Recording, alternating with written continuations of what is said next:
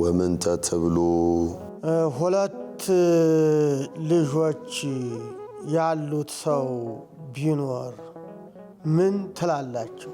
እንግዲህ ከሁለቱ የአባቱን ፈቃድ የፈጸመ ማንኛው ነው አላቸው። ታላቁ ልጅ አስመሳይ ነው። ትትናው አንደበቱ ላይ ነው ያለው። እሺ አባቴ እሄዳለሁ አለ። ነገር ግን አልሄድም። ምሳሌውን ከመሰለ በኋላ ኃጢአተኞች፣ ቀራጮች፣ አመንዝሮች ቀድመዋችሁ ወደ መንግሥተ ሰማያት ይገባሉ። የሁለተኛው ልጅ ታሪክ ምን አይነት ተስፋ ሊቀጥልልን ይችላል? የዚህ ዘመን ትውልድ ማንን ይመስላል? ቀራጮችን ይመስላል ወይስ ጻፎችና ፈሪሳውያንን ይመስላል ነው እንግዲህ ጥያቄው። አባቱን የሚያታልል ትምህርት ቤት ሄድኩ ብሎ ጨዋታ ጋር የሚውል ልጅ አለ አይደል? ሕገ ወጥ የሆነ ልጅ። ጎበዝ ክርስቲያን ሌላ ሰው ሲሳሳት አያይና እኔም እኮ እዚህ ላይ ተሳስቻለሁ የሚል ነው። ጀግና ክርስቲያን ማለት እንደዚህ የሚል ነው ማለት ነው።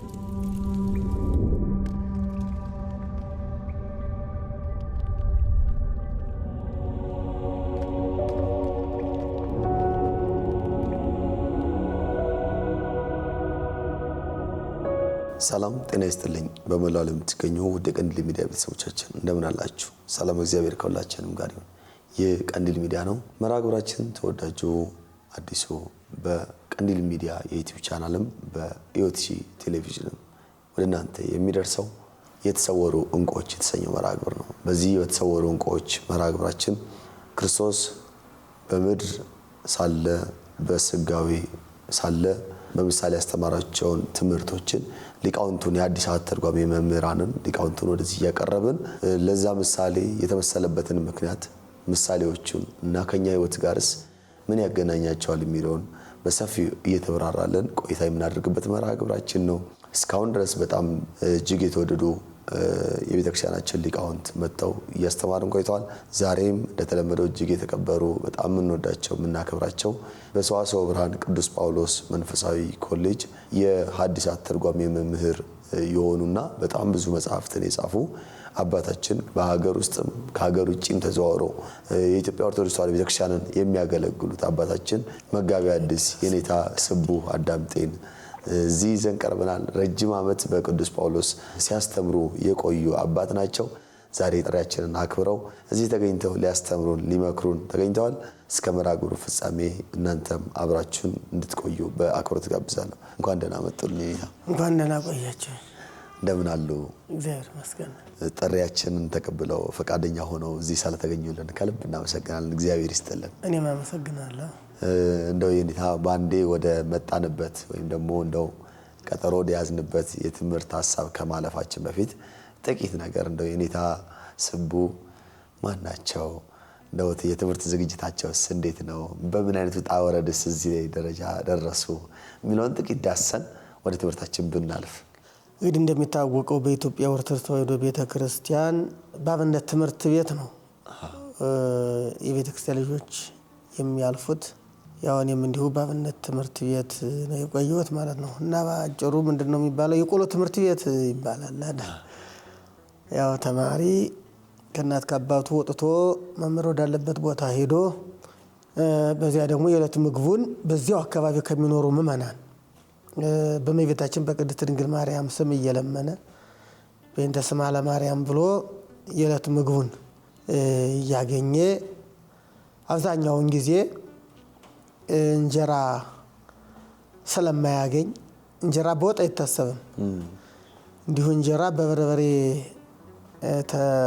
ተበጥብጦ በበርበሬ ተነክሮ ነው እንጀራ ሲገኝ። ያም አልፎ አልፎ ነው የሚገኝ። ብዙ ጊዜ እንጀራ ስለማይገኝ አብዛኛው ምግቡ ቆሎ ስለሆነ የቆሎ ተማሪ ይባላል። እና በዚያ በቆሎ ትምህርት ቤት ነው አልፌ የመጣሁት ማለት ነው።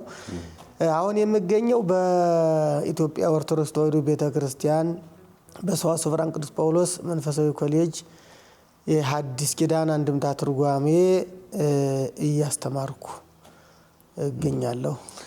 እንደው ምናልባት በአንድ ጊዜ እንደው አሁን ያሉበትን ነገር ከመናገር ምናልባት እርሶ ሊያመሰግኗቸው የሚችሉ የሚወዷቸው መምህራን ሊኖሩ ስለሚችሉ ነው ትንሽ ወደ ኋላ ለመልሰውትና በጥቂቱ አዲስ ኪዳን ከማን ተማሩ?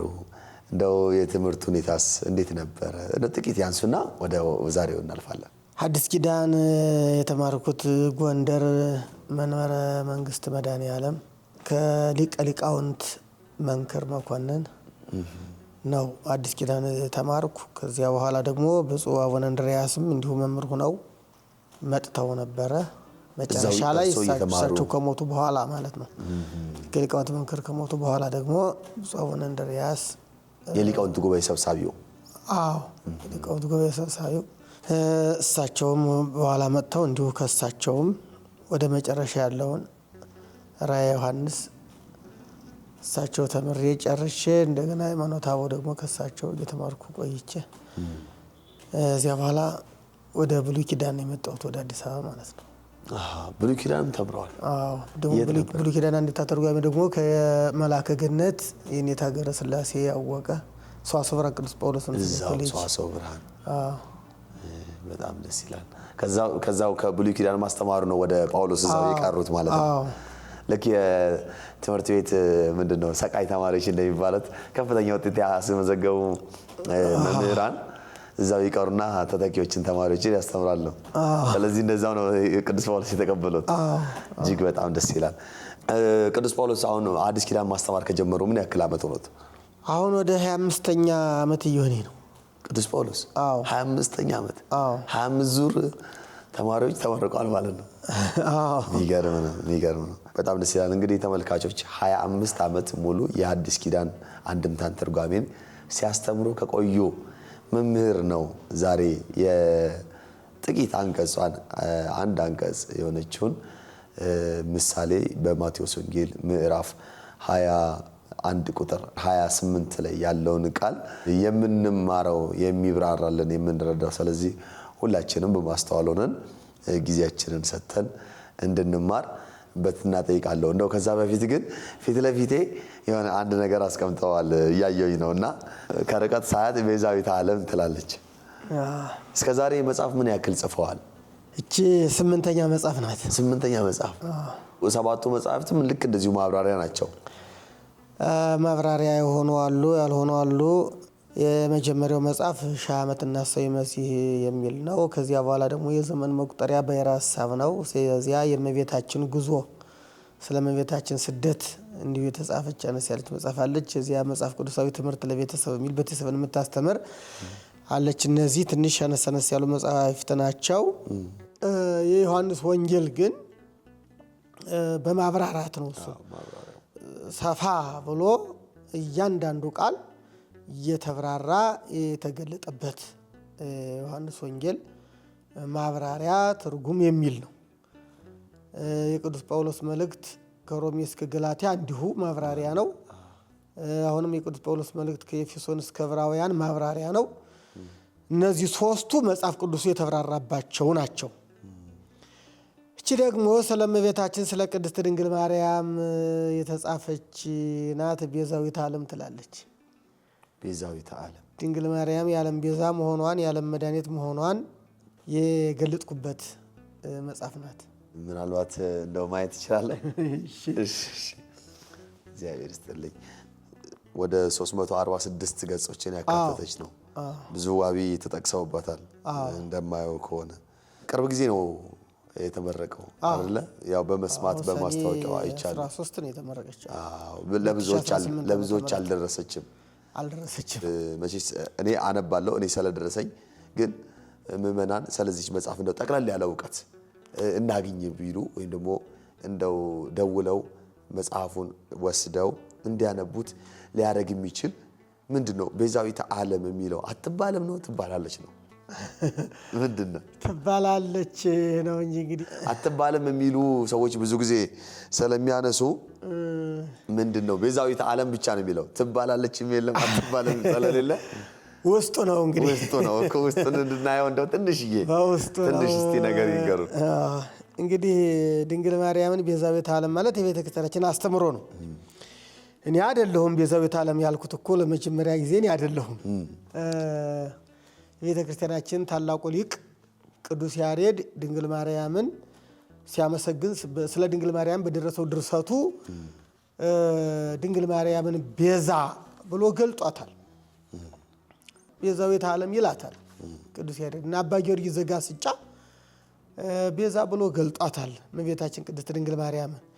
እኔ አሁን የጻፍኩት ምእመናኑ በቅዱስ ያሬድም ያለውን በአባ ጊዮርጊስ ዘጋስጫም ያለውን ስለማያገኙት ቢያገኙትም ደግሞ በጊዜ ተጻፈው ግልጽ ስለማይሆን ምእመናኑ እንዲረዱት መግለጥ ነው እንጂ እንደ አዲስ ቤዛዊተ ዓለም እያልኩ አይደለም። ቤዛዊተ ዓለም በቤተ ክርስቲያናችን አስተምሮ በቤታችን ቅድስት ድንግል ማርያም ቤዛዊተ ዓለም ትባላለች ነው። እኔ ደግሞ ጥያቄ ለሚያነሱ ሰዎች ቤዛዊተ ዓለም አትባልም የሚሉ ጥያቄ የሚያነሱ ለምን ትባላለች ብለው ጥያቄ የሚያነሱ ሰዎች አሉ። እንግዲህ እነዚያ ሰዎች ከኛ ከኢትዮጵያ ኦርቶዶክስ ተዋሕዶ ቤተ ክርስቲያን ባሻገር ያሉ ሰዎች ናቸው አብዛኞቹ ማለት ነው።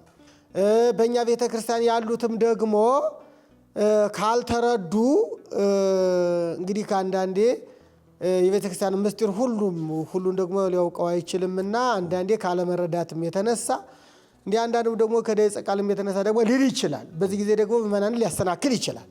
በተለይ በእኛ ቤተ ክርስቲያን ውስጥ ሆኖ ለምን የሚል ጥያቄ ሲያነሳ ሌላው ምእመናኑ በተለይ ደግሞ የበለጠ ግራ እንዳይጋቡ እንዲያውቁ ነው። እና እኔ ምንድነው በመጽሐፍ ቅዱስ ማስረጃዎችን እያቀረብኩ ለምሳሌ አሁን ኢየሱስ ክርስቶስ የዓለም ብርሃን ነው። የዓለም ብርሃን እኔ ነኝ ብሏል በወንጌል። ሐዋርያቱን ደግሞ እናንተ የዓለም ብርሃን ናችሁ ብሏቸዋል። እኔንን አሁን ለማስረጃ አቅርቤያለሁ ከዚህ ላይ ማለት ነው። ኢየሱስ ክርስቶስ የዓለም ብርሃን ነው፣ ሐዋርያትም የዓለም ብርሃን ናቸው። የዓለም ብርሃን ያላቸው ኢየሱስ ክርስቶስ እንጂ ሰው አይደለም ማለት ነው። ልክ እንደዚህ ኢየሱስ ክርስቶስም የዓለም ቤዛ ነው። ኢየሱስ ክርስቶስ የዓለም ቤዛ ነው። ድንግል ማርያምም የዓለም ቤዛ ናት። ሐዋርያት ለምን የዓለም ብርሃን ተባሉ? ወንጌል ስለሰበኩ በወንጌሉ ዓለምን ስላበሩ ነው። ድንግል ማርያም ለምን ቤዛ ዓለም ተባለች ስንባል የቤዛ ዓለም የክርስቶስ እናት ስለሆነች ቤዛ ዓለም ትባላለች ነው። ንጽጽሩ እንደዚህ ነው ማለት ነው። እና በዚህ መልኩ መጽሐፍ ቅዱስ የተጻፈውን በአዲስ ኪዳንም በብሉይ ኪዳንም በማነጻጸር ድንግል ማርያም ቤዛ ዓለም መባል እንደሚገባት ቅዱሳን አባቶቻችንም እንደሚሏት አሁንም ቤተ ክርስቲያን በአቋም ማለት ነው የቤተ ክርስቲያን አስተምሮ ድንግል ማርያምን ቤዛ ዓለም ብሎ መግለጥ ነው። ይሄ ስለሆነ የቤተ ክርስቲያናችን አስተምሮ ነው እንጂ የገለጥኩት እንደ አዲስ እኔ የጀመርኩት አይደለም ማለት ነው። በጣም መልካም። እኔ መጽሐፉን አንብቤ ድጋሚ ይኸው ለተመልካቾች ነው በዚህ ጉዳይ ላይ በቤዛነት ጉዳይ ላይ በደንብ አድርገን በሰፊው በቀንዲል በፖድካስቱ ውይይት በዚህኛው በተሰወሩ ዕንቁዎች በአዲስ ኪዳኑ ማብራሪያው ሳይሆን በፖድካስቱ እያንዳንዱን ምዕራፍ እየገለጥን በደንብ እንዳስሰዋለን እናብራራለን። እስከዛ ግን እንደው እነሱም አንብበው እኔም አንብቤ እስከመጣ እነሱም አንብበው እስከሚመጡ ድረስ እንደው መጽሐፉን የት ነው ማግኘት የሚችሉት? መጽሐፉ እንግዲህ ከኔ እጅ ይገኛል። እርስዎ ነው ያሳተሙት? እኔ ነኝ ያሳተምኩት። ከኔ እጅ ይገኛል። ብራና መጽሐፍ ቤትም ደግሞ ይከፋፍሉታል ማለት ነው። በጣም መልካም። ምናልባት ስለ ቁጥር ማስቀመጥ እንችላለን። ስለ ድንግል ማርያም ቤዛ ዓለም ስለመባሏና መድኃኒተ ዓለም ስለመሆኗ ነው በስፋት የገለጥኩት ማለት ነው። የሚያብራራው በስፋት የሚያብራራው ድንግል ማርያም ቤዛ ዓለም ናት፣ መድኃኒተ ዓለም ናት። መድኃኒተ ዓለም ትባላለች። ክርስቶስ ነው መድኃኒተ ዓለም ይላሉ። አዎ ክርስቶስ መድኃኒ ዓለም ነው። ክርስቶስ ቤዛ ዓለም ነው። ድንግል ማርያምም ቤዛ ዓለም መድኃኒተ ዓለም ትባላለች። ለምን ትባላለች? እንዴት ትባላለች? በዚህ ምክንያት ብሎ እንግዲህ ምክንያቱን የሚያስረዳ ነው። 8 ምዕራፎችን የያዘ መጽሐፍ ነው። ትልቅ መጽሐፍ ነው። ወደ 346 ገጾችን የያዘ መጽሐፍ ነው። የሽፋን ዋጋው 520 ብር ነው። ደግሞ ከሀገር ውጭ ላሉ ሰዎች በዶላር ደግሞ ለምትጠቀሙ ደግሞ $25 ነው። ስለዚህ የኔታን ስልክ ከታች እዚህ ጋር እናስቀምጣለን። እየደወላችሁ ከእሳቸው እጅ እንድትገዙ እሳቸውንም እንድታበረቱ መጽሐፉንም ወስዳችሁ እንድትጠቀሙበት እሳቸውን ከማበርታት በላይ ለራሳችን የሚያስፈልገን ነገር ነውና እንድትጠቀሙ እኔም እንግዲህ ያው እኔም ወስጄ ነው ውሰዱ እያልኩ ያለው። በጣም የኔታ እግዚአብሔር ይስጥልን። እጅግ እንደዚህ ምንድነው የጻፊው ብዕሩ አይንጠፍ ነው የሚባለው እንደው ከዚህ የበለጠ የሚጽፉበትን እድሜና ጤና ይስጥልን እጆትን ቁርጥማት አይንካው እሺ ኔታ ወደ ዛሬው መርሃ ግብራችን እንለፍ እሺ ዛሬው ምን ዳሰው የሐዲስ ኪዳን የምሳሌው ክፍል በማቴዎስ ወንጌል ምዕራፍ 21 ቁጥር 28 ላይ ያለውን ቃል ነው ስለ ሁለቱ ወንድማማቾች የሚል ነው መጀመሪያ ንባቡን በአማርኛ አነብላችኋለሁ ምን ትላላችሁ አንድ ሰው ሁለት ወንድማማቾች ልጆች ነበሩት ታላቁንም ልጄ ሆይ ዛሬ ወደ ወይኔ ቦታ ሂድና ስራ አለው ልጁም መልሶ እንቢ አለ ኋላ ግን ተጸጽቶ ሄደ ሁለተኛውንም እንዲሁ አለው እርሱም እሺ ጌታዬ አለ ነገር ግን አልሄደም እንግዲህ ከሁለቱ የአባቱን ፈቃድ የፈጸመ ማንኛው ነው አላቸው ፊተኛው ነዋ አሉት ጌታችን ኢየሱስም እንዲህ አላቸው እውነት እላችኋለሁ ቀራጮችና አመንዝሮች ወደ እግዚአብሔር መንግሥት በመግባት ይቀድሟቸዋል ዮሐንስ በጽድቅ ጎዳና ወደ እናንተ መጣ አላመናችሁበትም ቀራጮችና አመንዝሮች ግን አመኑበት እናንተም በኋላ በእርሱ ለማመን አይታችሁ እንኳን ንስሐ አልገባችሁም ይላል ስለ ቃሉ የአምላካችን እግዚአብሔር ስም የተመሰገነ ይሁን እቺን አንቀጽ በጉባኤ ቤቱ ደግሞ ትርጓሜ እንዴት አድርገው እንደሚተረጉሙት በግዕዝ ንባቡን በጥቂቱ እናይና ወደ ራሳችን ህይወት ደግሞ ለውጣው ያስተምሩናል ማለት ነው ወደ ግዕዙ አልፋለሁ ወምን ተብሉ ምን ትላላችሁ ብእሲ ቦቱ ክሌቱ ደቂቅ አሃው ሁለት ልጆች ያሉት ሰው ቢኖር ምን ትላላችሁ ወይ ቤሎ ለቀዳማዊ ሁር ወወልየ ተቀነዮም ውስተ አጸደ ወይንየ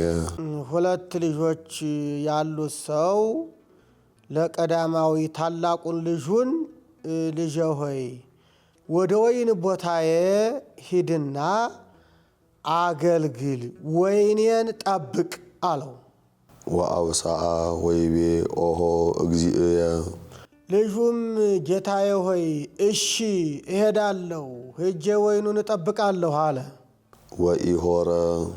ወኢሆረ ነገር ግን አልሄደም ወለካልኡኒ ይቤሎ ከማሁ ሁለተኛውን ልጁን ታናሹን ልጁንም እንዲሁ አለው ማለት ወደ ወይኔ ቦታ ሂደህ ወይኔን ጠብቅ አለው ወይቤ እንብየ አልሄድም አለ ወእምድረዝ ነስሐ ወሆረ አይቻለኝም አልሄድም ካለ በኋላ እንደገና ተጸጽቶ ወደ ወይኑ ቦታ ሄደና ወይኑን ጠበቀ መኑ እንከ እምክሌሆሙ ዘገብረ ፈቃደ አቡሁ ከነዚህ ከሁለቱ ከታላቁ ልጅና ከታናሹ ልጅ የአባቱን ፈቃድ የፈጸመ ማን ነው ወይቤልዎ ደሃራዊ ሁለተኛው ወይም ታናሹ ነዋ ታላቁማ ዘበተበት እንጂ መቼ ሄደ አሉት ወይቤሎሙ እግዚ ኢየሱስ አማን እብለክሙ ከመመጸባሃን ወዘማውያን ይቀድሙክሙ በዊአ ውስተ መንግሥተ እግዚአብሔር ዚዋላ ኢየሱስ ክርስቶስ ቀራጮችና ኃጢአተኞች አመንዝሮች ቀድመዋችሁ መንግሥተ ሰማያት ይገባሉ ብዬ ቀድመዋችሁ ወደ መንግሥተ ሰማያት እንደሚገቡ በእውነት እነግራችኋለሁ አላቸው ሀተታ ጸሐፍት ፈሪሳውያንን በታላቅ ልጅ መስሎ ተናገረ ኃጥአን መጸባሃንን ቀራጮችን በታናሹ ልጅ መስሎ ተናገረ ታላቁ ልጅ እሺ ሄዳለሁ ብሎ እንዳልሄደ ጸሐፍት ፈሪሳውያንም በሕገ ወሪት አምነው ሕገ ወሪትን ተቀብለው በወንጌል አላመኑምና ታናሹ ልጅ አልሄድም አይቻለኝም ካለ በኋላ ተጸጽቶ እንደሄደ ኃጥአን መጸባሃን ቀራጮች ኃጢአተኞች አመንዝሮችም ሕገ ኦሪትን ሕጉን ካፈረሱ በኋላ በወንጌል አምነዋልና ኃጥአን መጸባንን በታናሹ ልጅ መስሎ ተናገረ። እስመ መጽአ ኀቤክሙ ዮሐንስ በፍኖተ ጽድቅ ወኢአመንክምዎ። ዮሐንስ በእውነተኛው መንገድ እየሰበከ መጣ ማለት ዮሐንስ ወንጌልን እየሰበከ መጣ። ወኢአመንክምዎ አላመናችሁበትም፣ አልተቀበላችሁትም። ወመጸብሃንሰ ወዘማውያን አምንዎ። ቀራጮች፣ ኃጥአን፣ አመንዝሮች ግን አመኑበት። ወአንትሙሰ ርኢክሙሂ ኢነሳሂክሙ። እናንተ ግን አይታችሁ አልተጸጸታችሁም፣ ንስሐ አልገባችሁም። ድህረ ለአሚን ቦቱ ኋላ በርሱ ለማመን ካያችሁ በኋላ በርሱ ለማመን ንስሐ አልገባችሁም። አንድም ድሬሁ ለአሚን በኋላ ለማመን ንስሐ አልገባችሁም። ድረ ለአሚን ቦቱ በኋላ ታምኑበታላችሁ ይላል። እፎኑ ርኢት አመፅ ሐሚነ እንዲል ወለቅዱሳን ኮነ ትርስቱ ይሉታልና በዕለተ ምጽአት ነው። እንግዲህ ይህ የአንድምታ ትርጓሜ የትምህርት አሰጣጥ ስልት ወይም ዘዴ ነው። አንድምታ ትርጓሜ ትምህርቱ የሚሰጠው በዚህ ሁኔታ ነው ማለት ነው። በዚያ ነው አሁን ያካሄድ ነው ማለት ነው። እንግዲህ በዚህ አንድምታ ትርጓሜ በምሳሌ የቀረበ ትምህርት ነው። ጌታችን መድኃኒታችን ኢየሱስ ክርስቶስ ለአይሁድ በምሳሌ ያቀረበው ትምህርት ነው። ምሳሌ ሆኖ የቀረበው ሁለት ልጆች ያሉት ሰው ነው። የመጀመሪያውን ወደ ወይኔ ቦታ ሂድ እና ወይኔን ጠብቅ አለው። እሺ አለ። ነገር ግን አልሄደም፣ ወይኑን አልጠበቀም። የመጀመሪያው ታላቁ ልጅ። ሁለተኛው ወይም ደግሞ ታናሹ ልጅ እንዲሁ ወደ ወይኔ ቦታ ሄድና ወይኔን ጠብቅ ብሎ አዘዘው። ታናሹ ልጅ እምቢ ወይም አይቻለኝም አልሄድም አለ። በአንደበቱ አልሄድም ካለ በኋላ ግን እንደገና አውጥቶ አውርዶ አስቦ ይህማ የአባቴን ትእዛዝ ማፍረስ ይሆናል ብሎ እምቢ ካለው በኋላ ሄዶ ወደ ወይኑ ቦታ ሄዶ በወይኑ ቦታ ሊሰሩ የሚገባውን ስራ ሰራ፣ ወይም ወይኑን ጠበቀ ማለት ነው። ከሁለቱ የአባቱን ፈቃድ የፈጸመ ማን ነው የሚል ጥያቄ ነው ለአይሁድ ያቀረበላቸው፣ ወይም ለፈሪሳውያኑ ለጸሐፍት ፈሪሳውያን ያቀረበላቸው። ሁለተኛው አሉ ማለትም ታናሹ ነው የአባቱን ፈቃድ የፈጸመ አልሄድም ብሎ የሄደው ማለት ነው። አልሄድም ብሎ የሄደው ነው የአባቱን ፈቃድ የፈጸመው። እሺ ሄዳለሁ ብሎ ሳይሄድ የቀረው ግን በአባቱ እንዲያውም ቀለደበት እንጂ የአባቱን ፈቃድ አልፈጸመም ብለው መለሱ ይላል። ይህንን መልስ ከመለሱ በኋላ ይህን ጥያቄ ጠየቋቸው። መልሱን ከመለሱ በኋላ ኃጢአተኞች፣ ቀራጮች፣ አመንዝሮች ቀድመዋችሁ ወደ መንግሥተ ሰማያት ይገባሉ ነው ያላቸው። ምሳሌውን ከሰጣቸው በኋላ እናንተንም እነዛ ኃጢአተኞች የምትሏቸው፣ ቀራጮች የምትሏቸው፣ ገንዘብ ሰብሳቢ የምትሏቸው ቀድመዋችሁ ወደ መንግሥተ ሰማያት ይገባሉ። ለምን? ዮሐንስ እውነተኛ ትምህርት እያስተማረ መጣ። እናንተ አላመናችሁበትም፣ እነሱ ግን አመኑበት። እናንተ ትምህርቱን ሰምታችሁ ታምራቱን አይታችሁ በኋላ ለማመን ንስሐ አልገባችሁም፣ እነሱ ግን አመኑ ነው ትምህርቱ ይሄ ነው። እና ምንድነው እንግዲህ በዚህ ላይ የምናየው ጌታችን መድኃኒታችን ኢየሱስ ክርስቶስ ወንጌል በሚሰብክበት ጊዜ በአካል ተገልጦ በስጋ ተገልጦ እንደኛ ሰው ሆኖ በሰው አካል ተገልጦ በሰዎች መካከል ተገኝቶ ለሰዎች ወንጌልን በሚሰብክበት ጊዜ ከአይሁድ መካከል ጸሐፍት ፈሪሳውያን የሚባሉት ሊቀበሉት አልቻሉም ነው። እነዚህ ጸሐፍት ፈሪሳውያን ምንድናቸው? ሁሌ ይነገራል፣ እንደው አዲስ አይደለም የነሱ ታሪክ። እጅግ ኦሪትን የተማሩ ናቸው። ጸሐፍት ማለት የ12 ነገደ እስራኤል ሀረገ ትውልድ ሲጽፉ የሚኖሩ ናቸው። ፈሪሳውያን ሕገ ኦሪትን ከመነሻው እስከ መድረሻው እናውቃለን የሚሉ ናቸው። የተማሩም ናቸው የሚሉ ብቻ ሳይሆኑ ሕገ ኦሪቱን የሚያውቁ የተማሩ ናቸው። በሕገ ኦሪቱም ደግሞ ጸንተን እንኖራለን፣ ሕጉን እንጠብቃለን የሚሉም ናቸው። ሕግ በመጠበቅም ይታወቃሉ። ግን አብዛኛውን የእነሱ ስራ ሕጉን ከመጠበቅ ይልቅ ሕግ ጠባቂ መስሎ መታየትን፣ ማስመሰልን የሚያስቀድሙ ሰዎች እንደሆኑ ኢየሱስ ክርስቶስ መላልሶ በብዙ ቦታ ላይ ነግሯቸዋል ማለት ነው። ኢየሱስ ክርስቶስ ወንጌል በሚሰብክበት ጊዜ የክርስቶስን ትምህርት ያልተቀበሉ ናቸው ጻፎችና ፈሪሳውያን። በኋላ ኢየሱስ ክርስቶስን ሰቅለው የገደሉ ናቸው እነዚህ ጻፍት ፈሪሳውያን ማለት ነው። አሁን ኢየሱስ ክርስቶስ ምሳሌ የመሰለው ለነዚህ ጻፍት ፈሪሳውያን ነው። እንደገና ከነዚህ ጻፍት ፈሪሳውያን ጋር ኃጥአን መጸባሃን፣ ኃጢአተኞችና ቀራጮች ወይም ደግሞ አመንዝሮች የተባሉ አሉ። እነዚህ ቀራጮች ወይም ደግሞ ኃጢአተኞች በጊዜው እስራኤልን የቅኝ ግዛት ይገዙ ከነበሩ ከሮማውያን ጋር ከነ ጲላጦስ ጋር ተስማምተው ተግባብተው ሹመት ተቀብለው ስልጣን ተቀብለው ይሄ የጉምሩክ ባለስልጣን እንበለው በዚህ ዘመን በዚህ ዘመን ጉምሩክ ብለን እንግለጠውና ቀረጥ የሚቀበሉ ናቸው። ቀረጥ ሲቀበሉ ደግሞ ከታዘዘው ውጪ እያጭበረበሩም ደግሞ ለራሳቸው ገንዘብ የሚወስዱ ናቸው። በዚህ ስራቸው ኃጢአተኞች ይባላሉ። እነዚህ ፈሪሳውያን ጸሐፍት ቀራጮችን በጣም ይጠሏቸዋል። ለምንድን ነው የሚጠሏቸው?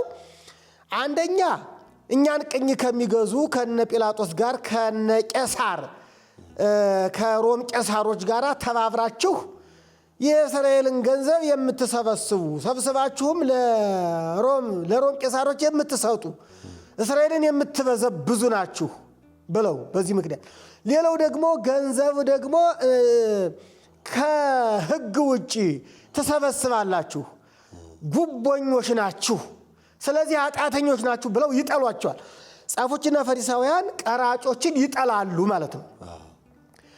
ኢየሱስ ክርስቶስ ዮሐንስና ኢየሱስ ክርስቶስ ወንጌል በሚሰብኩበት ጊዜ ግን ከጻፍት ፈሪሳውያን ይልቅ ቀራጮችና እነዚህ ኃጢአተኞች ናቸው ወደ ትምህርቱ የመጡት ወይም ደግሞ ዮሐንስንም ክርስቶስንም የተቀበሉ ማለት ነው። አሁን ምሳሌው የቀረበው ለዚህ ነው። እንግዲህ በታላቅ ልጅ የተመሰሉት ጻፎችና ፈሪሳውያን ናቸው። ታላቁ ልጅ አባቱ ሲያዘው እሺ አባቴ እሄዳለሁ አለና ነገር ግን ወደ ወይኑ ቦታ ሊሄድ አልቻለም። አሁን ፈሪሳውያን በዚህ ተመስለዋል። ልክ የአባቱን ፈቃድ እንደሚፈጽም ሰው መጀመሪያ እሺ እንዳለው ሁሉ ጻፎችና ፈሪሳውያን መጀመሪያ እግዚአብሔር በሰራው ሕግ በሕገ ኦሪት ይኖራሉ፣ ሕገ ኦሪትን እንጠብቃለን ይላሉ። ታላቁ ሕግ ዓለም የሚድንበት የሰው ልጅ የሚድንበት እግዚአብሔር ሰው ሆኖ ዓለምን የሚያድንበት ሕግ ሕገ ወንጌል ሲመጣ ግን ሲሰራ ግን ወይም ክርስቶስ ወንጌልን ሲሰብክ ግን ኢየሱስ ክርስቶስን ሊቀበሉት አልቻሉም ጻፎችና ፈሪሳውያን። እሺ እሄዳለሁ ብሎ ባልሄደው ልጅ የተመሰሉ እነዚህ ጻፎችና ፈሪሳውያን ናቸው ማለት ነው። እናንተ አስመሳዮች ናችሁ። አሁን ያ ታላቁ ልጅ አስመሳይ ነው። ትትናው አንደበቱ ላይ ነው ያለው። እሺ አባቴ እሄዳለሁ አለ፣ ነገር ግን አልሄድም። እነዚህ ጻፎችና ፈሪሳውያንም እንደዚህ ናቸው።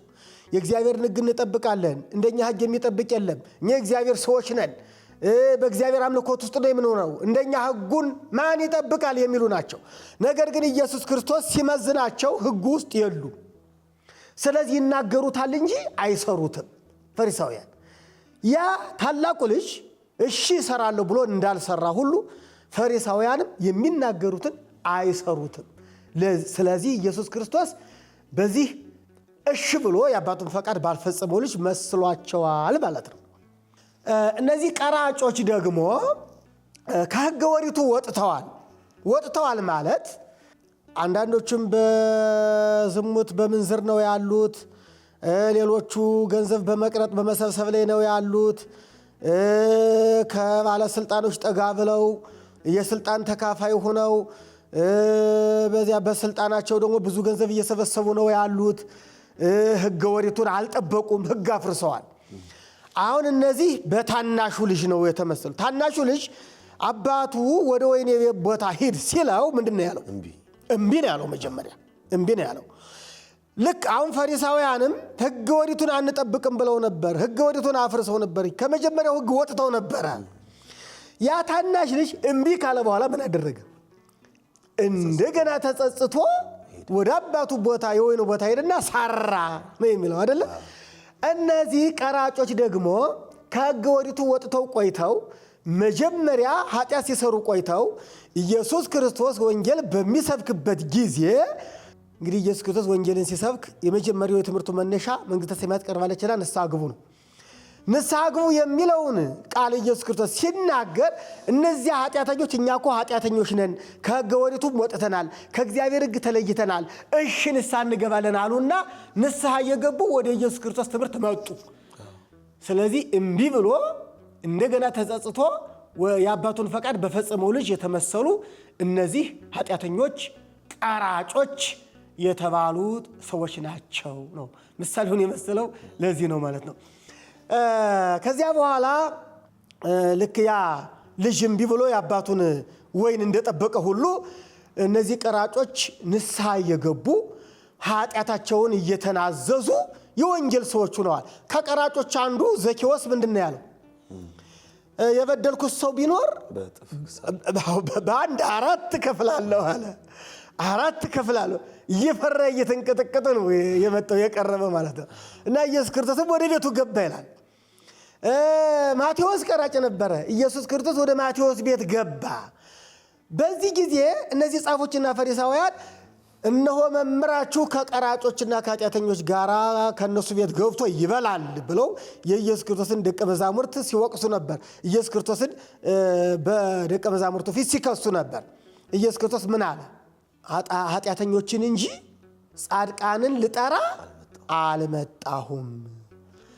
ስለዚህ አሁን ከሁሉም ሰው የሚጠበቀው ወደ ክርስቶስ መምጣትና ንስሐ መግባት ያን የመጀመሪያውን ኃጢአት ማስተስረይ ነው። ይህን ያላቸው በማቴዎስ 9 ላይ እንደተጻፈው ማለት ነው። እና እነዚህ ቀራጮች ንስሐ የገቡ ሰዎች ናቸው ነው።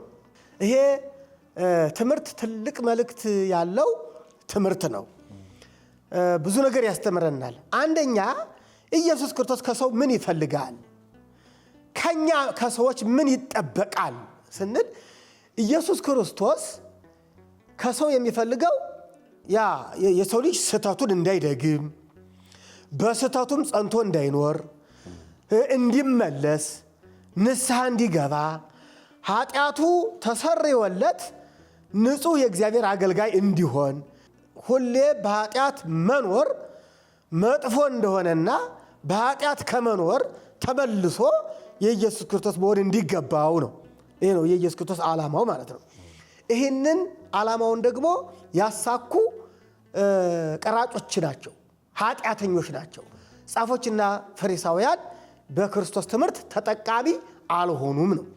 ጻድቃን የሚሉት ጻፍትና ፈሪሳውያን በትምህርቱ ሳይጠቀሙ ኃጢአተኛ የተባሉት በትምህርቱ ተጠቀሙ። መጨረሻ ላይ ምንድን ነው ያላቸው? ምሳሌውን ከመሰለ በኋላ ኃጢአተኞች፣ ቀራጮች፣ አመንዝሮች ቀድመዋችሁ ወደ መንግሥተ ሰማያት ይገባሉ ነው ያላቸው።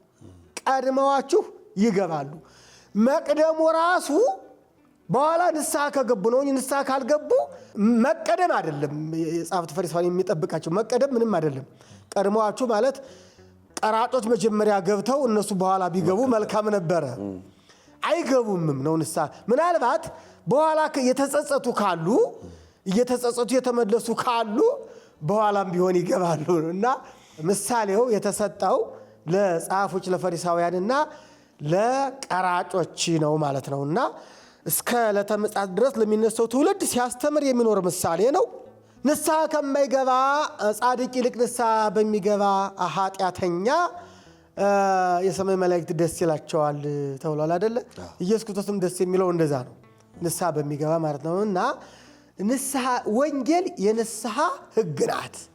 የትምህርቱም መጀመሪያ ንስሐ ግቡ ነው። ኢየሱስ ክርስቶስ ሲጀምር ንስሐ ግቡ፣ ዮሐንስም ማስተማር ሲጀምር ንስሐ ግቡ ብሎ ነው የጀመረ። እና ንስሐ ለሚገቡ ሰዎች የተመሰለ ምሳሌ ነው ማለት ነው። እሺ ብሎ ማለት እምቢ ካለ በኋላ እሺ ያለ ሰው መጀመሪያ ኃጢአት ሰርቶ ንስሐ የሚገባ ሰው ምሳሌ ነው። ሰው ኃጢአት ሲሰራ እግዚአብሔርን እምብየው እያለ ነው አይደል? እምቢ እያለ ነው። እምቢተኛ ነው ኃጢአት የሚሰራበት ዘመን። በኋላ ግን ተጸጽቶ እንዴት ከኃጢአት ጋር እኖራለሁ፣ እንዴት በዚህ መጥፎ ልማድ እኖራለሁ፣ እንዴት ይህንን ኃጢአት እደጋግመዋለሁ ብሎ ንስሐ ገብቶ ከተመለሰ እዚያ በኋላ የክርስቶስ ይሆናል ማለት ነው። እና ንስሐ ለሚገቡ ሰዎች የተመሰለ ምሳሌ ነው። ያኛው ደግሞ ንስሐ ለማይገቡ እሺ ብሎ እምቢ ያለው ያ ንስሐ ለማይፈልጉ ሰዎች የተመሰለ ምሳሌ ነውና ወንጌል የንስሐ ሕግ ስለሆነች የንስሐ ትምህርት ስለሆነች ክርስቲያኖች ከዚህ ተምረው ንስሐ እንዲገቡ ጥሩ መንገድ ጥሩ በር ነው ማለት ነው። ይሄ ምሳሌ ይሄ የወንጌል ትምህርት ማለት ነው። በጣም መልካም በጣም ጥሩ አድርገው አስተምረውናል። አሁን ደግሞ ላለነው ትውልድ ምሳሌው ደግሞ በዚህ ዘመን ላይ መቼስ ዘመኑ በየዘመኑ የተለያየ ነገሮችን ያመጣልና ደግሞ በየዘመናችን ባለው ነገር አረዳድ እንደው ለመረዳት መጨረሻ ላይ 5 ጥያቄዎች አሉኝ። እነሱን ጥያቄዎች ባስከትል ደስ ይለኛል፣ አንዳንድ እያረኩኝ ማለት ነው። የመጀመሪያው ጥያቄ ምንድነው? በዚህ ዘመን ላይ ልክ እንደ መጀመሪያው ልጅ በቃላችን እሺ ብለን ጌታዬ ብለን እንልና ነገር ግን በሁኔታው ላይ ሳንገኝ እንቀራለን እና እንደነዚህ አይነት ነገሮች አንዳንድ ጊዜ ሳናቃቸውም ልናደርጋቸው የምንችልባቸው ሁኔታዎች አሉ። በቃ በአፉ ቃል ይገባል አደርጋለሁ ይላል። ከዛ በኋላ ወደ ኋላ እዛ በቦታው ላይ ሳይገኝ ይቀራልና እንደው እንደዚህ አይነት ልማድ አለብኝ ብሎ የሚፈራም ሰው እንደው እንደዚህ አይነት ሳላውቀው እንደዚህ አይነት ስህተቶችን እሰራለሁ ብሎ የሚያስብ ሰው ከዚህ ለመውጣት እንደው ምን ቢያደርግ? እንግዲህ የታናሹን ልጅ ምሳሌ መውሰድ ነው። እምቢ አለ በኋላ ግን ተጸጸተ የሚለው ነው ዋናው ነገር። አሁን ምሳሌ እዚህ የሚያስተምረን መጸጸትን ነው አይደለ? አሁን በዚህ ዘመን በእውነት ይሄ ምሳሌ በተለይ ይሄ የታላቁ ልጅ ምሳሌ በዚህ ዘመን የሚገለጥ ነው። የዚህ ዘመን ትውልድ ማንን ይመስላል? ቀራጮችን ይመስላል ወይስ ጻፎችና ፈሪሳውያንን ይመስላል ነው እንግዲህ ጥያቄው። በእውነት ፈሪሳውያንን የሚመስል ትውልድ ነው ያለው። እንደዛ ነው የምንመስለው። እውነቱን ለመናገር እንደዚያ ነው የምንመስለው። አሁን የጻፎችና የፈሪሳውያን ባህሪ ምንድን ነው ሲባል ማስመሰል፣ መስሎ መታየት፣ ስራ ላይ ግን መታጣት ነው። አሁን በዚህ ዘመን ትውልድ እንደዛ ነው። ጻድቅ መስሎ መታየት ይፈልጋል። በልብስ ክርስቲያን መምሰል ይፈልጋል። በተለይ በአነጋገር ክርስቲያን መምሰል ይፈልጋል። ይሄ ይበዛል በዚህ ዘመን። ይህ ዘመን የመናገር ዘመን ነው። እንደው ምሳሌ መስሎ መናገር በዚህ ዘመን ችግር ያለበት ትውልድ የለም። ችግር የለበትም። በዚህ ግን ተናግሮ የሚሰራል ወይ ነው። አሁን እዚህ ላይ ነው። አሁን ያ ታላቁ ልጅ እኮ እሺ ነው ያለው። መጀመሪያ ተናግሮ ነበር ግን አልሰራም፣ አልፈጸመም። አሁን በዚህ ዘመን የሚናገር ሞልቷል። ምሳሌ የሚመስል ሞልቷል። ነገር የሚያሳምርበት በጣም ብዙ አለ። ስራ ላይ ግን የለም ነው። ስራ ላይ የለም። ስለዚህ ምንድነው ማድረግ ያለብን ስንል ማን ነው የጸደቀው ነው? አሁን እዚህ ላይ ጻፎችና ፈሪሳውያን ናቸው የጸደቁት ወይስ እነዚያ መጀመሪያ ኃጢአተኛ የነበሩ ናቸው የጸደቁት ነው? መጀመሪያ ኃጢአተኛ የነበሩ ሰዎች ናቸው የጸደቁት። መጀመሪያ ኃጢአተኛ የተባሉ ሰዎች ናቸው የጸደቁት። እነዚህ ጻፎችና ፈሪሳውያን መልካም ስራ ካለመስራታቸው በላይ እነዚያን ኃጢአተኛ ምንድነው ቀራጮችን ኃጢአተኞች እያሉ የሚሳደቡም ነበሩ። አሁን የዚህ ዘመን ትውልድ እንደዛ ነው። የሚሳደብ፣ የሚነቅፍ፣ የሚተች ነገር ግን እኔ በዚህ ውስጥ አለሁ ወይ ወይስ እኔ ከዚህ ንጹህ ነኝ ወይ ወይስ እኔ ከዚህ ነፃ ነኝ ወይ እኔ ከዚህ ነፃ ነኝ ሆኜ ነው የምተቸው የምሰብከው ወይስ እኔም በዚህ ውስጥ አለሁ የሚል ትውልድ አይደለም። እንደዚህ ማለት ያስፈልጋል ነው። አሁን ዋናው ወንጌል የሚፈልገው እንደዚህ ነው። ሰው በራሱ ማለት ነው ቆም ብሎ እኔም እኮ ይህን ተሳስቻለሁ፣ እኔም እኮ ይህን ስህተት ፈጽሜያለሁ የሚል መሆን አለበት። ከእያንዳንዱ የወንጌል ተማሪ የሚጠበቀው ይሄ ነው። እኔስ የሚለው ጽድቅም ደግሞ ከዚህ ላይ ነው። አሁን እዛ ማዶ ያለውን ሰው በመተቸት ሳይሆን መጀመሪያ ራስን መተቸት፣ መጀመሪያ ራስን መንቀፍ፣ መጀመሪያ የራስን ሕጸጽ ወይም ደግሞ የራስን ጉድለት በደንብ አድርጎ ማየት፣ ቆም ብሎ ማየት ማለት ነው። እንደው ጎበዝ ክርስቲያን ሌላ ሰው ሲሳሳት አያይና እኔም እኮ እዚህ ላይ ተሳስቻለሁ የሚል ነው። ጀግና ክርስቲያን ማለት እንደዚህ የሚል ነው ማለት ነው። እና በእውነት ዘመናችን እንዲያው ስናየው የታላቁ ልጅ ምሳሌ ሆነን ነው የምናየውና ይሄ ደግሞ ወደ ከመንግሥተ ሰማያት ውጭ ስለሚያደርገን ጌታችን እኮ መጨረሻ ላይ አላቸው ቀድመዋችኋል። እነማን? እነዚህ አመንዝሮች ይቀድሟችኋል፣ ቀራጮች ይቀድሟችኋል፣ ኃጢአተኛ የምትሏቸው ሰዎች ይቀድሟችኋል ካለ በኋላ የተናገረው አለ። ምንድነው ያለው? ዮሐንስ በእውነት መንገድ ወንጌልን እየሰበከ መጣ ወአመንክሙ አላመናችሁበትም ነው ያላቸው። ዮሐንስ ያስተማረው መልካም ትምህርት ነበረ። ነገር ግን እነዚህ ጻፎችና ፈሪሳውያን በዮሐንስ ትምህርት አላመኑም፣ የዮሐንስን ትምህርት አልተቀበሉትም። እነዚያ ቀራጮችና አመንዝሮች ግን እየፈሩ እየተንቀጠቀጡ ኃጢአተኞች መሆናቸውን አምነው ስለ ኃጢአታቸው እያዘኑ እያለቀሱ ንስሐ ገቡ፣ የዮሐንስን ትምህርት ተቀበሉት ይላል። ስማ አምነዋል፣ የዮሐንስን ትምህርት እነሱ ተቀብለዋል። እናንተ ግን ብዙ ታምራት አያችሁ፣ ብዙ ምልክት አያችሁ፣ ንስሐ ለመግባት አልሞከራችሁ። ወኢነሰይክሙ ነው ያላቸው።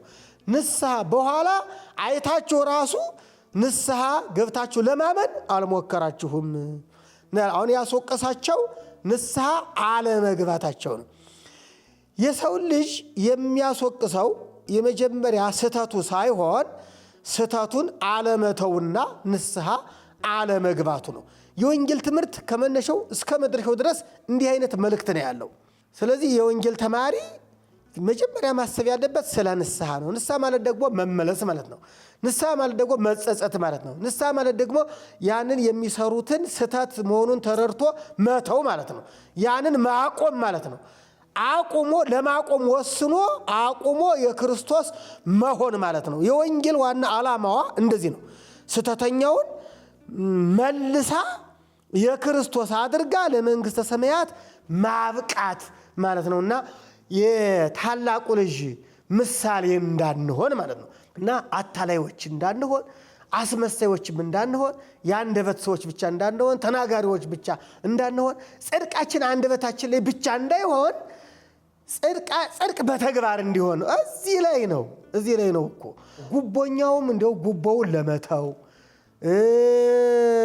ያመንዝሩን ለመተው መወሰን እዚህ ላይ ነው መስራት ማለት ነው። እና ያው ካልተመለስን እንግዲህ የታላቁ ልጅ ምሳሌ እንሆነው፣ ከተመለስን ደግሞ የታናሹ ልጅ ምሳሌ እንሆናለን ማለት ነው። እና ምሳሌው በግልጥ ቀርቧል። ሁለተኛውን ላነሳ የነበርኩት እንደዚሁም የታናሹ ልጅ ነበር። አያይዘው መለሱልኝ። ማለት የሁለተኛው ልጅ ታሪክ ምን አይነት ተስፋ ሊቀጥልልን ይችላል? ማለት አሁን ብዙዎቻችን ወድቀን ከዘማውያን ከቀራጭ እንዳሉት አሁን ዘመኑ ያኔ ቀራጭ ይባል እንጂ ዛሬኛ ጉምሩክ እንዳሉት በዛው ምሳሌ እነዛ አይነት ስራዎች ነው በዚህ ዘመን ላይ ያሉትና በዛ ስራ ላይ ያለ ከስራ መውጣት ማንችል ሆነን ግን ተስፋ አንዳንዴ እናጣለን። ስራው እዛው ይመልሰናል። ከዛ ኑሮ ከወጣን ደግሞ ህይወታችን ፈተና ውስጥ ይወድቃል። የዕለት ተዕለት ህይወታችን ነውና በእንደዚህ አይነት ለምንኖርስ እንደው ይሄ ትምህርት ወይም ደግሞ የሁለተኛው ልጅ ታሪክ ምን አይነት ተስፋ ይሰጣል የሚለውን እንደው በአጭሩ አጠራጠር እያደረግን ብንመልሰው። አሁን ሁለተኛው ልጅ አባቱ ሲያዘው እምቢ ነው ያለው። መጀመሪያ እያንዳንዳችን ኃጢአት ስንሰራ እያንዳንዳችን ህጉን እያወቅን ህጉን ወደ ጎን ትተን ስንሳሳት እምቢ እያልን ነው። ልክ እንደ ሁለተኛው ልጅ እምቢ እያልን እኮ ነው። ማንም የሚሳሳት ሰው ኢየሱስ ክርስቶስን እምቢ ብሏል ማለት ነው። እምቢ ካለ በኋላ ያ ልጅ ምን አደረገ? እዚህ ላይ ነው በደንብ አድርጎ ማስተዋል። እንዴ የአባቴን ፈቃድ ለምን አልፈጽምም? የአባትን ፈቃድ አለመፈጸሙ እኮ ወንጀል ነው አለና እምቢ ካለ በኋላ ሄደ ነው። እዚህ ላይ ነው እንግዲህ እና እያንዳንዳችን እምቢ ብለን ተሳስተናል። ስንሳሳት እምቢተኛ ሆነናልና እንደዚህ ልጅ ለምን እሳሳታለሁ? ለምን እምቢ እለዋለሁ ጌታዬን? ለምን ኢየሱስ ክርስቶስ ለምን አመፀኛ ሆናለሁ? ለምን አልታዘዝም ለኢየሱስ ክርስቶስ ብሎ ንስሐ ለመግባት መሞከር። ተጸጸተ እኮ ነው የሚለው። ንስሐ ተጸጽቶ ሄደ። ለምን እምቢ አልኩት እኮ ነው መጸጸት ማለት። አሁን ለምን አባቴን እምቢ አልኩት ነው ያለ። ኢየሱስ ክርስቶስ የሁላችን አባት ነውና ለምን ኢየሱስ ክርስቶስን እምቢ አልኩት፣ ለምን ቤተክርስቲያንን እምቢ አልኳት ብለን ተጸጽተን መመለስ ማለት ነው። ተጸጽተን መመለስ ይሄን ነው የሚያስተምረን የታላቁ ልጅ ምሳሌ ትምህርት የሚሰጠን እንድንመለስ እንድንጸጸት ነው። አሁን ሌላው ሶስተኛ ጥያቄ ማለት አሁን እሺ የሚለውን ነገር እንላለን። የሆነ ትእዛዝ ስንታዘዝ እሺ እንላለን። አንዳንዱን እንፈጽመዋለን፣ አንዳንዱን ማንፈጽምበት ጊዜ አለ እና ምናልባት ማንፈጽመውን እንደ ግብዝነት የምንፈጽመውም እንደ ግብዝነት እሺ ብለን የምንፈጽመውም ለግብዝነት ለሌላ ለተሪውም ሊሆን የሚችልበትም ነገር ሊፈጠር ይችላል። ከዚህኛው ለመለየት እንደው ግን ያንን እንዴት አድርገን ነው መመርመር የምንችለው? ትክክለኛ እንደው ከልባችን ታዘን ያንን ስራ አንዳንዴ እንደሚያዩት ነው። እርሶ ሲያዙኝ ሰው እንዲያየኝ እንትኖኜ ለሌላ ዓላማ ይዤ እሰራለሁ እና እንደው ከዛ ውጪ ግን እንደው ከልብ ታዝዤ እግዚአብሔር ደስ የሚያሰኝ ስራ ንስሐ ገብቷል ወይም ቆርቧል ለመባል ሳይሆን ግብዝነቱ እንዳልኩት እንደው ከልቤ ያለ ግብዝነት እንደሆነ አውጥቼ ለረዳ የምችልበት መስመር እንዴት ነው? በተለይ ከዚህኛው በቃ ተጸጽቶ የሚሄድን እንዴት ነው የሚያብራሩልን? እንግዲህ ኢየሱስ ክርስቶስ ውጫዊ አካላችንም ውስጣችንም ያያል ነው። እዚህ ላይ በመጽሐፍ ቅዱስ ተጽፏል። ሰው ፊትን ያያል፣ እግዚአብሔር ግን ልብን ያያል ነው። አንድ ሰው ዝም ብሎ ለሰው ይምሰል። አሁን ለሰው ይምሰል የሚባለው በሰው ፊት ጽድቅ የሚሰራ ዞር ብሎ ግን ኃጢአት የሚሰራ ነው። ለሰው ይምሰል ማለት ይሄ ነው እንጂ በሰው ፊትም ጽድቅ የሚሰራ በውስጡም ደግሞ ከቤቱም ጽድቅ የሚሰራ ሰው ይሄ ሰው ትክክል ነው። ለምን በሰው ፊት ጽድቅ ሰራ አይባልም። በሰው ፊት ጽድቅ መስራትም መልካም ነው፣ ጥቅም አለው። እንደውም በሰው ፊት ጽድቅ መስራት ምንድነው ጥቅሙ ሲባል ሌላውን ያስተምራል፣ ለሌላው አርአያ ይሆናል። ሰው በቃሉ ከሚሰማ ይልቅ በዓይኑ ከሚያየው ላይ ያተኩራል። አሁን ሰው ጽድቅ ሲሰራ ሲያይ ለመስራት ስለሚነሳሳ ጽድቅ እየሰሩ ማሳየትም መልካም ነው። ነገር ግን ጽድቅ የሚሰራው ሰው በሰው ፊት የሚሰራውን ጽድቅ በስውር ከቤቱም ይስራው፣ ሰው ሳያየውም ይስራው። ሰው ባያየው እግዚአብሔር ያየዋል ማለት ነው። እግዚአብሔር ያየኛል ብሎ ይስራ ነውና እግዚአብሔር በውጭም በውስጥም ስለሚመለከተን በሰው ፊትም ደግሞ ሰው ሳያይም እግዚአብሔር እንደሚያየን አምነን መስራት ይኖርብናል ማለት ነው። ስለዚህ ሁለቱንም ማከናወን ነው የሚጠበቀው ከሰው። እዚህ ሐሳብ ላይ በንባቡ ላይ ዛሬ ሂድና በወይኔ አትክልት ቦታ ላይ ስራ የሚለው እኛውን ከዕለት ተዕለት ህይወታችን ጋር እንዴት ይነጻጸራል? እንዴት ይገናኛል? አዎ በወይኔ ቦታ ሄደህ ስራ ማለት እኮ ቤተ ክርስቲያን በየቀኑ ትሰብካለች፣ ታስተምራለች፣ ንስሐ ግቡ ትላለች፣ መጽውቱ ትላለች፣ አስራታችሁን አውጡ ትላለች፣ ጸልዩ ትላለች፣ ጾም ታውጃለች፣ ጾሙ ትላለች፣ ስጋውን ደሙን ታቀበላለች፣ ስጋውን ደሙን ተቀበሉ ትላለች፣ ለስጋው ለደሙ ተዘጋጁ ትላለች፣ የንስሐ አባት አዘጋጅታለች። ሰው በውስጥ የያዘውን ምስጢራዊ የሆነውን የሚነግረው የንስሐ አባት አለ አደለ?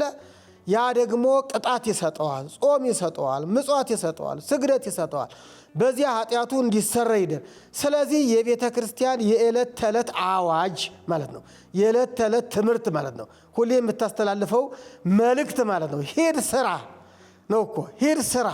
ኢየሱስ ክርስቶስ በአካል ተገኝቶ ሂድ ስራ አለ። ዛሬ በመምህራኑም አንደበት በሰባክያኑ አንደበት ሂድ ስራ ይላል እኮ። ዛሬም የሚሰብከው እኮ ኢየሱስ ክርስቶስ እኮ ነው። እስከ ዕለተ ምጽአት ድረስ በሰባክያን አንደበት የሚሰብከው ኢየሱስ ክርስቶስ ነው። እስከ ዕለተ ምጽአት ከእናንተ ጋር አለሁ ያላቸው ሐዋርያትን ኢየሱስ ክርስቶስ ከተነሳ በኋላ ሂዱ አስተምሩ አለና እስከ ዕለተ ምጽአት ከእናንተ ጋር ነኝ ታይቶ የሰበከበት ዘመን ያ 3 ዓመት ከ3 ወር ነው እንግዲህ የሰበከው። ሳይታይ ግን በየትኛውም ሰባኪ አንደበት ይሰብካል ማለት ነው ኢየሱስ ክርስቶስ። በጣም መልካም። እንደ የመጨረሻ ጥያቄ የማደርገው የመጨረሻ ጥያቄም ሳይሆን እንደው ምክርም ነው ይሄኛው ሐሳብ።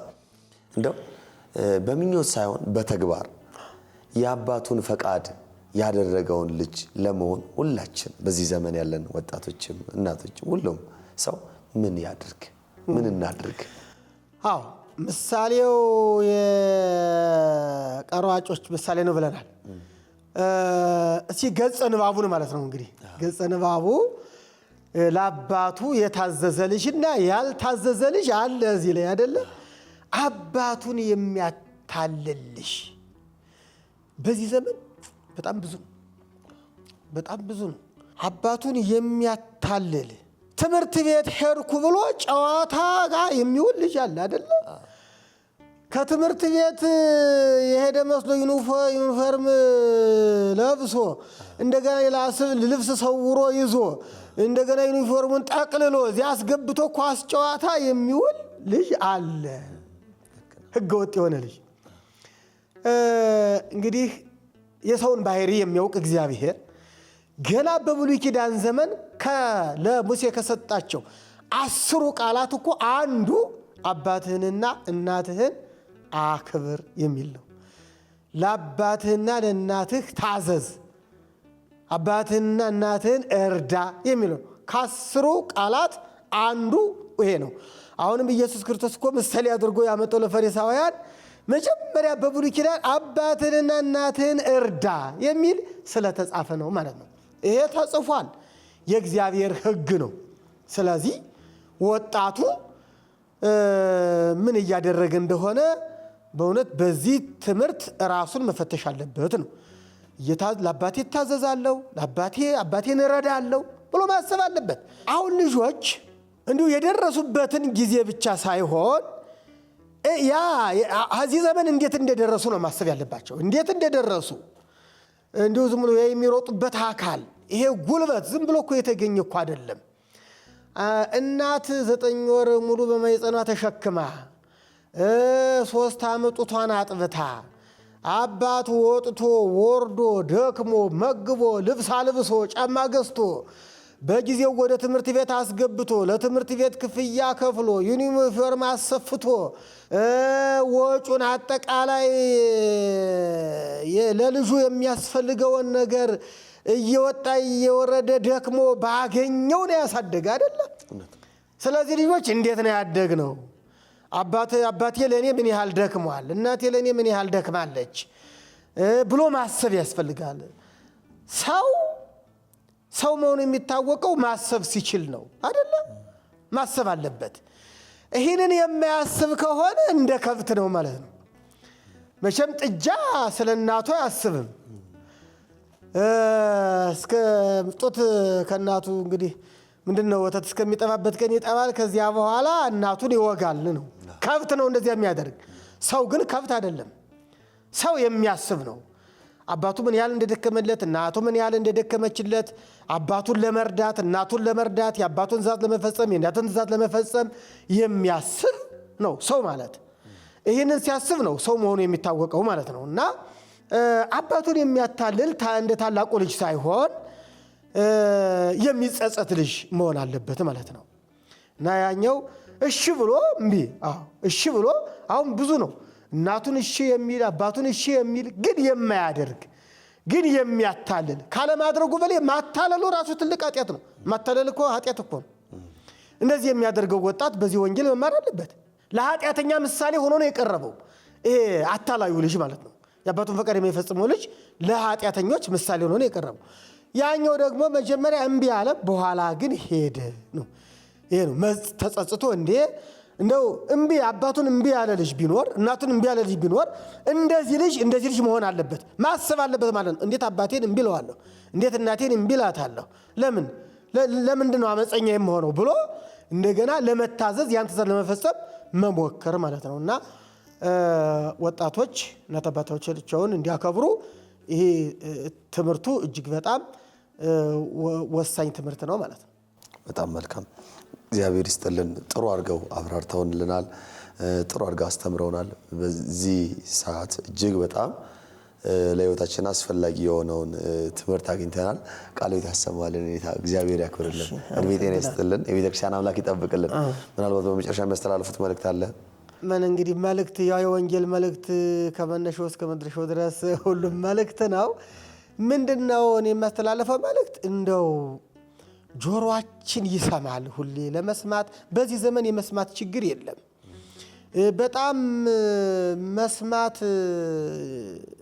እንደው ጆሮአችን እስኪሰለች ድረስ የምንሰማው ነገር አለ ማለት ነውና እንደው መስማት ብቻ ለምን መስማት ላይ ብቻ እናተኩራለን እንደው ለመስራት መሞከር አኮኑ ዘይጸድቁ በሰሚዎቱ ይላል በመስማት ብቻ የሚጸድቁ አይደለም ተብሎ ደግሞ ተጽፏል ይገርማችኋል እንዴ ያልተጻፈ ነገር እኮ የለም በዚህ በመጽሐፍ ቅዱስ ሐዋርያው ቅዱስ ጳውሎስ ሰው በመስማት ብቻ አይጸድቅም ይላል እንሰማለን መስማቱ ብቻ ግን ያጸድቅናል ወይ አያጸድቅንም ምንድን መሞከር ለመስራት መሞከር ኢየሱስ ክርስቶስ ከኛ የሚፈልገው ስራን ነው መስማት የመስራት መንገድ ነው ለመስራት የሚረዳን ነው መስማቱ ለመስራት አስቀድሞ ምን ያስፈልጋል መስማት ያስፈልጋል ከመስማት በኋላ ግን መስራት ያስፈልጋል አሁን እህል አላምጠን ባንውጣው ይጠቅመንም አይደለም ካልዋጥ ነው መጀመሪያ ግን ከመዋጥ ምን ይቀርማል ማላመጥ ግን የሚጠቅመን ለወዳችን ራባችን የሚያስወግደው ስንውጠው ነው አይደለ መስማት እንደማላመጥ ነው መዋጥ ደግሞ እንደ መተግበር ነው የሰሙትን ስራ ላይ እንደማዋል ነውና ስራ ላይ ለማዋል ጥረት እንድናደርግ መልእክቴ ነው እግዚአብሔር ይስጥልን እግዚአብሔር ይርዳን እንግዲህ ለመስራት የሰማነውን በተግባር ለመስራት ያብቃን እርሱን ይጠብቅልን የተወደዳችሁ ተመልካቾቻችን እንግዲህ በዛሬው የነበረን በማቴዎስ ወንጌል ምዕራፍ 21 ቁጥር 28 ላይ ያለውን ስለ ወንድማማቾቹ ስለታዘዘውና ስላልታዘዘው ወንድማማቾች ታሪክ እጅግ በጣም በጥልቀት ተምረናል ጥሩ የሆነ ትምህርት ግንዛቤ የመጽሐፍ ቅዱስ ዕውቀት አግኝተናል እናንተ ደግሞ ገባ ብላችሁ ሙሉውን ምዕራፉን እንድታነቡት መልእክቴን አስተላልፋለሁ የዚህ መርሃ ግብር ዋና ዓላማው የመጽሐፍ ቅዱስ ማንበባችን ወይም ደግሞ የንባብ ልምዳችንን ከፍ ማድረግ ያነበብን ስናነብ ደግሞ በምሳሌነት በዛ ዘመን የተነገሩትን ሐሳቦች በዚህ ዘመን ላለን እንዲብራሩልን ተብራርተውልን እንዲገባን ማድረግ ነውና እንደነዚህ ያሉ ታላላቅ መምህራን እየመጡ የሚያስተምሩን የሚደክሙት ያ ሁላችንም እንደው ተምረን ከመስማት አልፈን የተግባር ሰዎች ሆነን የመንግስቱ ወራሾች ለመሆን ነውና ይህንን መርሃ ግብር ለሌሎችም ላልሰሙ ሼር ያደረጋችሁ እንድታሰሙ በትህትና ጠይቃለሁ መርሃ ግብሩ ለምን እይታው በጣም ያነሰ ነው እንደነዚህ ያነቁም ነገሮች ትንሽ ጠንከር ስለሚል ሁሉም ሰዎች አይሳተፉባቸው ስለዚህ እናንተ ይህንን መርሃ ግብር ተከታተላችሁ እስከ መጨረሻው የተመለከታችሁ ወንድሞቻችን እህቶቻችን ለሌሎች ሼር ብታደርጉ በኢኦቲሲ ቲቪ የምትከታተሉ ለሌሎች ደግሞ መርሃ ግብሩን ካያችሁት በኋላ በዩቲዩብ ቻናል ቀንዲል ሚዲያ የዩቲዩብ ቻናል ላይ ገብታችሁ መርሃ ግብሩን ለሌሎች ሼር ብታደርጉ እጅግ በጣም ጥሩ ትምህርት ያገኙበታልና ያለን ኦርቶዶክሳውያን እጅግ በጣም በላይ ብዙ ነን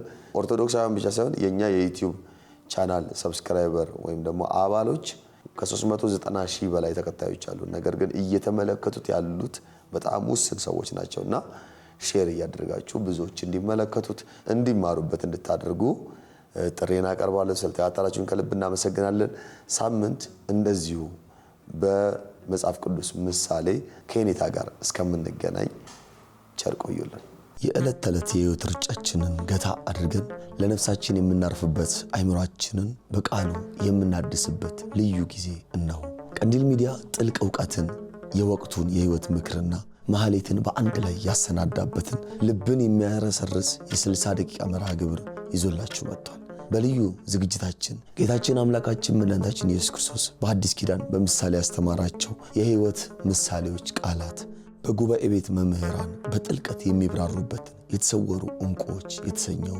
አምዳችን በተጨማሪም ወጣትነትን በክርስትና መነጽር የምንቃኝበት ስለ ህይወት ውጣ ውረድና ስለ ብሩህ ተስፋችን በጉብዝናችን ወራት ፈጣሪን ማሰብ በግልጽ የምንመካከርበት የጉብዝና ወራት አምዳችን ሌላው የፕሮግራማችን አካል ነው ይህ ጥልቅ የቃሉ ትምህርትና የህይወት ምክር መንፈስን በሚያድሱና ልብን በሚመስጡ መዝሙራት ታጅቦ የተሟላ መንፈሳዊ ማዕዶ ነው ይቀርብላችኋል በተጨማሪም በየጊዜያቱ የተለያዩ መርሃ ግብሮችን እንደየሁኔታው እያካተትን አብረን እንቆያለን።